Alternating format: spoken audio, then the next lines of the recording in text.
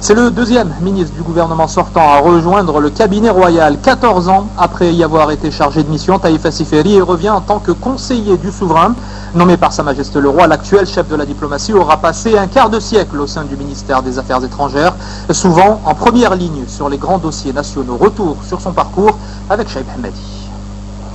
Le ministre des Affaires étrangères et de la coopération, c'est lui. Le ministère du même nom, c'est encore lui. Pour tous les fonctionnaires de ce haut lieu de la diplomatie marocaine, Taïb Assiferi, à lui seul, c'est plus d'un quart de siècle d'aura politique du royaume.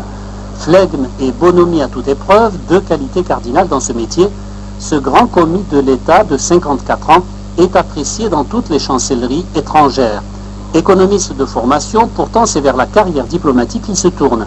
Un doctorat en analyse et politique économique à Sciences Po Paris, puis il est recommandé à Feu Hassan II par son directeur de thèse, un certain Raymond Barre, ancien Premier ministre français.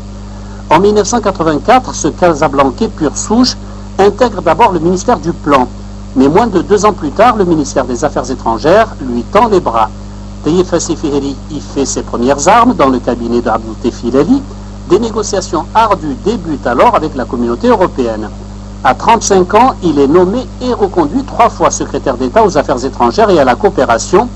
1998, c'est l'année de l'alternance. Taïf Assiferi fait un petit tour par le cabinet royal avant de retrouver en 1999 son portefeuille initial et occuper de 2002 le poste des affaires étrangères. Son travail acharné et son implication approfondie dans ces dossiers ne manquent pas d'impressionner.